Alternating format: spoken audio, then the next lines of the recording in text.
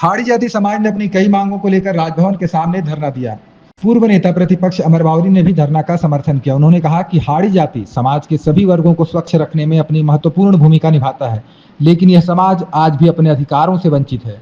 उन्होंने नगर निगम और नगर पालिका में 10 से 15 सालों से काम कर रहे हाड़ी जाति के कर्मचारियों को स्थायी करने, उनके रिटायरमेंट और पेंशन समेत अन्य सुविधाओं की मांग की। अमर बावरी ने इस मौके पर कांग्रेस पर भी हमला किया। अखिल भारतीय हाड़ी समाज संघर्ष मोर्चा की ओर से यह एक दिवसीय धरना राजभवन के समक्ष रखा गया है और इस धरना का नेतृत्व कर रहे हैं अपने अशोक राम जी, धुरहरी जी और पूरे तमाम जतिन हाड़ी जी और सभी समाज के लोग आज अपनी व्यथा को लेकर के यहाँ आए हैं। अनुसूचित जाति वर्ग में 21 उपजातियों के लोग यहाँ निवास करते हैं और इसमें हाड़ी समाज एक बहुत ही वंचित समाज है, शोषित समाज है, जिनका इस समाज में बहुत बड़ा योगदान है। मूलतः जो सफाई कर्मचारी हैं, जिनके कारण जो है संभ्रांत लोग या कुलीन लोग अच्छे तरीके से जीवन को जी पाते हैं, उसका सबसे बड़ा कारण यह है कि यह समाज उन तमाम समाज की गंदगी और उन समाज के लोगों को स्वच्छ रखने में, स्वच्छ जीवन देने में अपनी महत्वपूर्ण भूमिका अदा करते हैं। लेकिन इनको जो आज़ादी के बाद जो सम्मान या जो स्थान मिलना चाहिए था हक और अधिकार के रूप में, वो अभी तक नहीं मिल पाए हैं। मैं धन्यवाद दूंगा आदरणीय नरेंद्र भाई मोदी जी को, जिन्होंने इस समाज से अशोक राम जी को आम्बेडकर फाउंडेशन का सदस्य पहली बार झारखंड से किसी को बनाया है तो अशोक राम जी को बनाया है। लेकिन अभी भी शिक्षा के क्षेत्र में हो, रोजगार के क्षेत्र में हो या अपनी पहचान के क्षेत्र में हो, यह समाज लगातार संघर्ष कर रहा है। और अभी एक सबसे बड़ा समस्या है, यह जो समाज पहले सरकारी नौकरियों में नियोजित होता था, अब सब जगह आउटसोर्सिंग हो गया है। तो आउटसोर्सिंग में इन पदों को, जो लगातार हमेशा बने रहने वाला पद है, जिसका कभी भी वैकेंसी खाली नहीं जाने वाला है, अब उनको आउटसोर्सिंग में दे देने से जिन लोगों ने 40 साल, 50 साल तक, 30 साल तक जो सेवा देते आए हैं, उनका भी नौकरी जो है अब आउटसोर्सिंग के माध्यम से एक ऐसा अधर में हो जाता है कि उनको सुख सुविधा नहीं मिल पाता है। ऐसे 13 सूत्रीय मांगों के साथ आज पूरा समाज यहाँ धरने पर है। शिक्षा के क्षेत्र में भी आगे बढ़ना हो, चाहे फिर आर्थिक क्षेत्र में या फिर रोजगार के क्षेत्र में, इनके जीवन को आच्छादन मिले। और अपने हक हुकूक के लिए मैं धन्यवाद देता हूँ सभी साथियों को। आज़ादी के इतने दिनों के बाद अपने संघर्ष के लिए, अपने मुद्दों के, अपने हक की लड़ाई के लिए अब समाज निकलना सीखा है।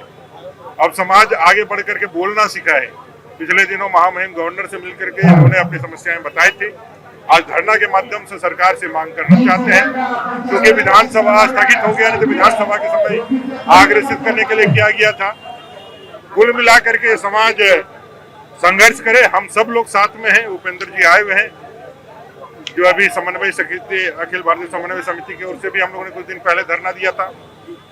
दलितों की जो स्थिति है झारखंड प्रदेश में, उसके लिए अब छटपटाहट समाज में दिख रही है और मुझे लगता है इसका नतीजा निकलेगा और लोगों को जो हक का अधिकार है वो मिलेगा। मेरा नाम अशोक राम हुआ और मैं अखिल भारतीय हाड़ी संघर्ष मोर्चा का केंद्रीय अध्यक्ष, राष्ट्रीय सदस्य, डॉक्टर अम्बेडकर फाउंडेशन, सामाजिक न्याय अधिकारिता मंत्रालय, भारत सरकार।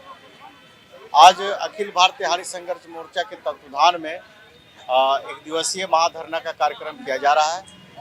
इस धरना के कार्यक्रम के तहत झारखंड में निवास कर रहे हैं महादलित हाड़ी समाज, जो 10 से 15 लाख की आबादी है, आज इतिहास के 78 वर्ष के बाद पहली बार अपने सामाजिक, आर्थिक और राजनीतिक उत्थान के लिए, अधिकार प्राप्त करने के लिए ये महाधरना का कार्यक्रम किया जा रहा है। हमारा समाज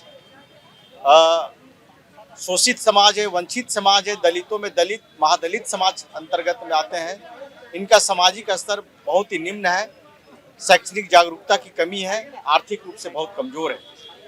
इन परिदृश्यों को देखते हुए आज पहली बार जो है हाड़ी समाज जो है अपना ऐतिहासिक कदम उठाते हुए अपने अधिकार को लेके एक धरना का कार्यक्रम किया गया है। इसमें 17 सूत्री मांग है। सबसे पहला मांग हमारा है कि जो शैक्षणिक रूप से हमारा जो समाज कमजोर है, उसको उत्थान करने के लिए झारखंड सरकार जो 10% का आरक्षण जो गरीब बच्चों के लिए शिक्षा के क्षेत्र में दे रहे हैं, मैं चाहूँगा उस 10% के क्षेत्र में हमारे हारी समाज के बच्चों को विशेष प्राथमिकता दी जाए, ताकि हमारा समाज शैक्षणिक रूप से मजबूत बन सके। दूसरा कि हमारे लोग जो है अक्सर भूमिहीन होते हैं, जो नगर निगम, नगर पालिका, विभिन्न संस्थाओं में सफाई का काम करते हैं। इनके पास अपना कोई निजी प्रॉपर्टी है नहीं, अपना निजी कोई ज़मीन है नहीं, ये सरकार के दिए हुए ज़मीन पर बसाए जाते हैं। इनके पास किसी प्रकार का अपना प्रॉपर्टी होता नहीं है, जिसके कारण से भूमिहीन होने के कारण इन्हें जाति आवासीय प्रमाण पत्र बनाने में बहुत ही दिक्कत हो रहा है, ताकि हमारा बाबा साहब का दिया हुआ आरक्षण का लाभ नहीं ले पा रहे। जबकि झारखंड सरकार में रघुवर सरकार भूमिहीनों के लिए जाति आवासीय प्रमाण पत्र बनाए थे, लेकिन झारखंड सरकार अभी भी इसे लागू नहीं कर रहे हैं, जिससे हमारा समाज, वंचित समाज जो है, पढ़ लिख कर भी जो है सर्टिफिकेट नहीं रहने के कारण नौकरी नहीं ले पा रहे हैं, और हमारा समाज विकास की दृष्टि से बहुत पीछे है। तीसरी मांग, नगर निगम, नगर पालिका में जो है जबकि सुप्रीम कोर्ट का आदेश है कि किसी भी विभाग में 10 से 15 साल में अगर कार्यरत हैं तो उन्हें अस्थायी किया जाए, लेकिन पता नहीं नगर निगम, नगर पालिका में ऐसी कौन सी व्यवस्था है जो कि आज 10 से 15 साल वर्ष के बाद भी हमारे लोग दैनिक मजदूरी के रूप में काम कर रहे हैं और 6-7 हज़ार रुपये में अपने जीवन को निर्वाह कर रहे हैं। तो ऐसी स्थिति में मैं झारखंड सरकार से मांग करूंगा कि नगर निगम में जितने भी हमारे दैनिक रूप से जो अस्थायी कर्मचारी है उन्हें अस्थायी किया जाए। सबसे नगर निगम, नगर पालिका में अनुकंपा पर एक काला कानून है कि हमारे लोग मृतक कर्मचारी जब हो जाते हैं तो अनुकंपा पर जो है उन्हें नौकरी नहीं मिल पाती है। अनुकंपा में ऐसा मापदंड तैयार किया गया है, मैट्रिक इंटर सर्टिफिकेट के कारण हमारे लोग वंचित हो जाते हैं, जबकि हमारा समाज में जो शैक्षणिक स्तर है बहुत निम्न है। हमारे लोग अभी उतना नहीं पढ़ पाए हैं जितना पढ़ना चाहिए। तो मैं सरकार से मांग करना चाहूँगा कि अनुकंपा की बहाली में जो मैट्रिक इंटर सर्टिफिकेट का आपने जो आधार रखी है, उस आधार को ख़त्म करते हुए सिर्फ साक्षर रखा जाए, ताकि हमारे लोगों को आसानी से अनुकंपा पर नौकरी मिल सकता है। चौथा मांग है कि हमारे लोग जो है यहाँ पर सफाई कर्मचारी आयोग का गठन नहीं है। हमारे लोग अधिकतर सफाई कर्मचारी के वर्ग में आते हैं। इनके साथ जो भी अत्याचार होता है, कोई भी शोषण होता है, चाहे विभागीय हो, चाहे आप निजी कंपनी के द्वारा, उन्हें अपील करने का इनके पास कोई आयोग नहीं है। तो हम चाहेंगे कि बिहार के तर्ज पर जिस तरह माननीय नीतीश कुमार ने सफाई कर्मचारी आयोग का घोषणा किया है, ठीक उसी तरह झारखंड में भी सफाई कर्मचारी आयोग का गठन हो, ताकि सफाई कर्मचारियों के साथ किसी भी प्रकार का सामाजिक आर्थिक अत्याचार होता है उनसे अपील किया जा सकता है और उस आयोग के द्वारा उस कंपनी पर अनुशासनात्मक कार्रवाई की जा सकती है। तो ये सब मुख्य मांगे हैं और यही सब मुख्य मांग को लेकर हम लोग जो है। दूसरी बात कि नगर निगम, नगर पालिका में जो है पेंशन की स्थिति बहुत खराब स्थिति है। आज सिर्फ नगर निगम जहां पर है वहां पेंशन दिया जा रहा है, जबकि नगर पार्षद, नगर पालिका, नगर माडा आदि सूचित क्षेत्र में सफाई कर्मचारी रिटायर भी होते हैं तो उन्हें पेंशन नहीं दिया जाता है, जिससे उनका घर चलना बहुत मुश्किल है।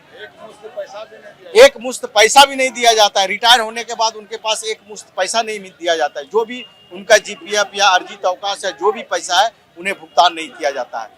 तो मैं सरकार से मांग करता हूँ, विशेषकर नगर विकास मंत्री से मैं मांग करता हूँ कि पेंशन की जो व्यवस्था है उस सभी क्षेत्रों में दी जाए, चाहे वो नगर निगम हो, चाहे नगर पार्षद हो, चाहे नगर पालिका हो, चाहे माडा हो, चाहे अधिसूचित क्षेत्र हो, सभी क्षेत्रों में कर्मचारियों को पेंशन व्यवस्था की जाए और एक मुश्त रिटायरमेंट होने के बाद कर्मचारी को वेतन दिया जाए, ताकि वो अपना आर्थिक रूप से मजबूती बना सके। खबर का मतलब बवाल न्यूज। हमारे चैनल को सब्सक्राइब जरूर करें।